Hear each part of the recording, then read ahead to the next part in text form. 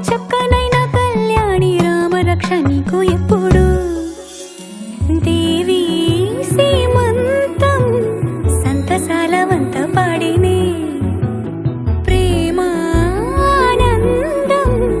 గుండెలోన నిండిపోయేనే అంగనలందరూ కలిసి కోమలికి మంగళహారతులని రే